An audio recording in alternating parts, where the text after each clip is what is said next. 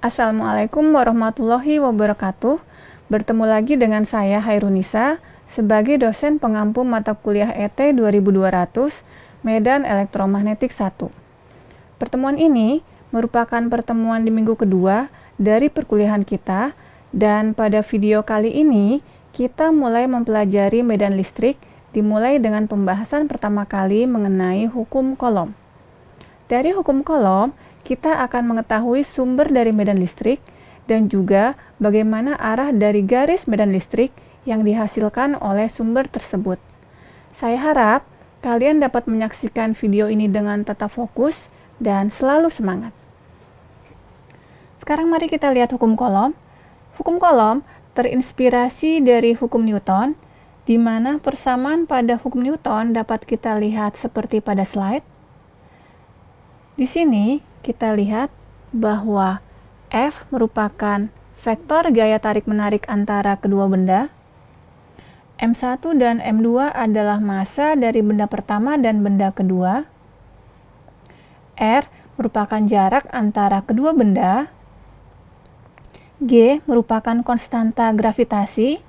Dan vektor satuan A adalah vektor satuan yang tangensial terhadap garis dari M1 ke M2. Mengenai persamaan untuk hukum Coulomb itu sendiri, dapat kita lihat seperti pada slide, di mana kalau kita lihat bentuknya sama dengan hukum Newton, di mana di sini F didefinisikan sebagai gaya tarik-menarik antara kedua muatan. Q1 dan Q2 adalah muatan pertama dan muatan kedua. R adalah jarak antara kedua muatan. K adalah konstanta proporsionalitas. Dan A adalah vektor satuan yang tangensial terhadap garis yang menghubungkan Q1 ke Q2. Sekarang mari kita lihat mengenai konstanta proporsionalitas.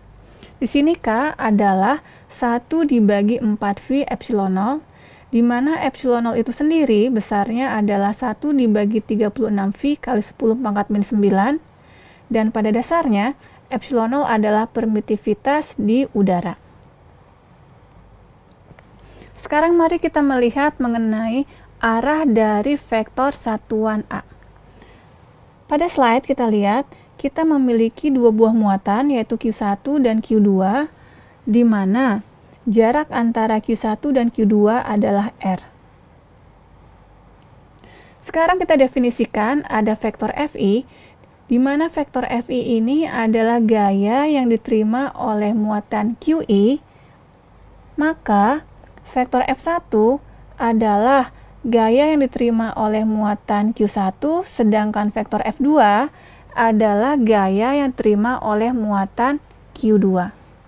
Besarnya vektor F1 adalah K dikalikan Q1 kali Q2 dibagi R kuadrat dengan arah vektor satuan A21, sedangkan besarnya vektor F2 dapat kita lihat pada slide, di mana magnitud dari vektor F1 dan vektor F2 adalah sama.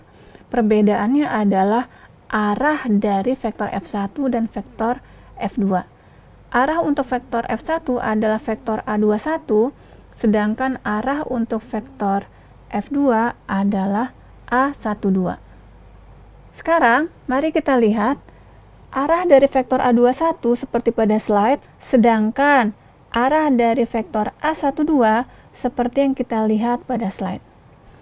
Berdasarkan gambar tadi, maka kita dapat menyimpulkan jika kita memiliki vektor satuan dengan notasi Aij, maka vektor tersebut adalah vektor satuan yang diterima oleh muatan Qj dengan arah dari Qi ke Qj. Nah, sekarang kita akan mulai membahas mengenai intensitas medan listrik. Jika kita memiliki vektor F2, yaitu gaya yang diterima oleh muatan Q2 dengan persamaan yang dapat kita lihat pada slide, jika notasi Q2 kita ganti dengan Q kecil, maka vektor F2 rumusnya berubah menjadi seperti yang kita lihat pada slide. Sekarang kita akan mendefinisikan arti dari intensitas medan listrik. Intensitas medan listrik yang diterima oleh Q2 sama dengan F2 dibagi dengan muatan dia sendiri, dengan kata lain F2 dibagi dengan Q, sehingga intensitas medan listrik yang ada di muatan Q2 atau di muatan Q kecil persamaannya seperti yang kita lihat pada slide.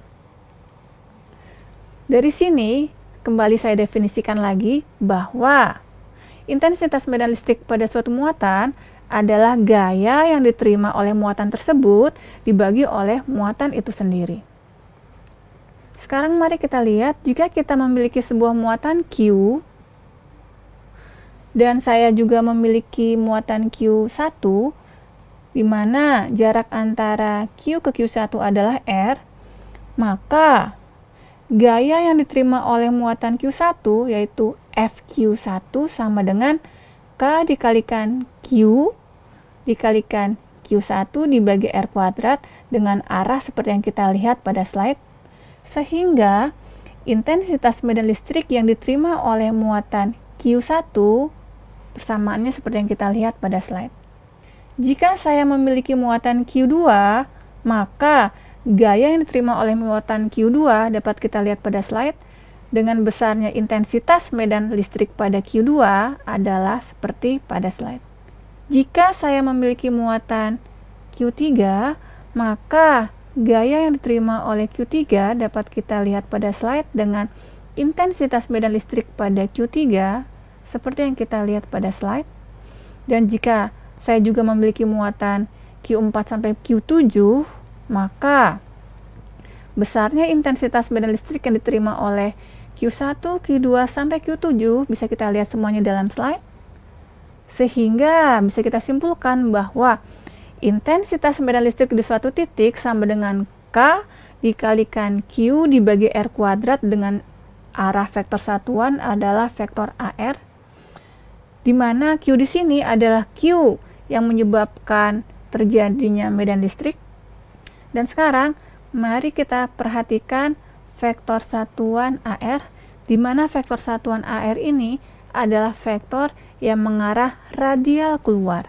Dengan kata lain, jika kita memiliki satu buah muatan titik, maka muatan itu tersebut akan memancarkan intensitas medan listrik ke segala arah. Nah sekarang, misalkan saya memiliki titik P. Di sekeliling titik P terdapat muatan Q1 dengan jarak ke titik P R1, muatan Q2, Q3, dan Qn.